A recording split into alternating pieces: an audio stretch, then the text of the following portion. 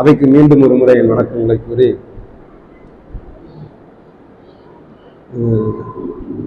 இந்த 10வது குறள், கண்ணொடு கண் இணை நோக்கோக்கின் வாய் சொற்கள் என்ன பயனும் இல. ஐயா கூட ரொம்ப சுருக்கமா பேசிட்டு இருந்தாங்க. ஐயா சொன்னதை கண்டிப்பா கேட்கணும், வள்ளுவர் சொன்னதை அதை விட கண்டிப்பா கேட்கணும். வள்ளுவரை சொல்லிட்டாங்க வாய் சொற்கள் என்ன பயனும் இல்லை. அதான் இந்த குறளை கூட நான் தெளிவா சொல்லிட்டேனே, கண்ணொடு கண்ணினை நோக்கோக்கின் வாய் சொற்கள் என்ன, நானே தெளிவா சொல்லிட்டேனே, இன்னும் வாய் சொற்கள் எந்த பயன் இல்லைன்னு வள்ளுவரும் சொல்லிட்டாரு, ஐயாவும் சொல்லிட்டாங்க, வள்ளுவரும் சொல்லிட்டாங்க, இன்னும் நான் என்ன சொல்றதுக்கு அப்படிங்கிற நிலைமையில இந்த குறளை இன்னும் விளக்குறதுக்கு. அதாவது நான் ஒரு கவிதை, காதல் எழுதின கவிதையை போட்டி ஒரு 3 ஆண்டுகளுக்கு முன்னு தெற்கு எழுத்தாளர் இயக்கம் நடத்துவாங்க. 3 ஆண்டு காதல் எழுதுறதுக்கு போட்டி நடத்தினாங்க. மாவட்டம் நம்ம கேச சுப்பையாவே கலந்துறாரு அந்த போட்டியில. தொடர்ந்து 3 ஆண்டுகள் நடத்தின காதல் எழுதுற போட்டியிலும் 3 ஆண்டுகளுக்கும் நான் தான் பரிசு வாங்கினேன். அப்ப 3 ஆண்டு அப்ப அதுல ஒரு வரி எழுதிருந்தேன், ஒத்த பார்வை வந்து விட்ட ஒற்றுமையே காதலே அப்படின்னு.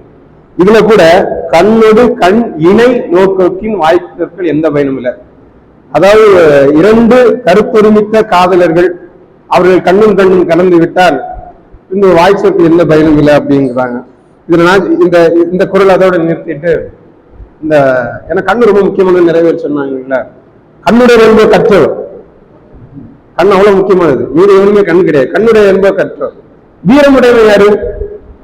இப்ப கூட சொல்லுவாங்க, ஒருத்தன் வேல் கொண்டு எரியும் வைத்து கண்ணை நீங்க கொஞ்சம் அப்படி இமைச்சாலும் ஒட்டென்ற வன்கனவு இருக்குங்கிறாங்க.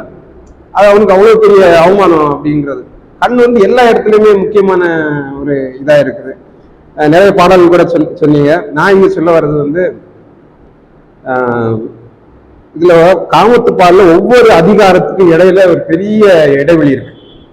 மற்ற அதிகார வைப்புமுறைகள்ல அடுத்தடுத்து நிகழும். செயலண்டி கட்டுவீங்க, நடுவுநிலை வச்சாங்க, செயலண்டி கண்டிப்பா கடைபிடிக்கணும். அதுக்காக நடுவுநிலை தவறாதப்பா, அவனுக்கு இந்த ஒரு உதவி நீ செஞ்சுட்டான்னு சொல்லிட்டு நீ நடுவுநிலை தவறி அவனுக்கு அவன் தப்பு செய்யற நேரத்தில் நீ அவனுக்கு சார்பான நீதியை சொல்லாத அப்படின்னு அப்படி அடுத்தடுத்து நச்சுன்னு வைப்பாங்க. ஆனா இந்த காமத்து பால்ல மட்டும் ரொம்ப விரைவா போகக்கூடாது. பகைவர்களுக்கும் குறிப்பவர்களுக்கு இடையில் என்னெல்லாமோ நடந்திருக்கும். அதுக்கு பிறகுதான் குறிப்பறிவரே வருது. குறிப்பறிவர்களுக்கும் குறிப்பறிஞ்ச உடனே புணர்ச்சி வகைங்களா அப்படின்னு நினைச்சிடாதீங்க. தமிழ் அவ்வளவு மோசமான கிடையாது, அவ்வளவு விரைவா போயிடாதீங்க. இடையில நிறைய வேலை நடக்குது.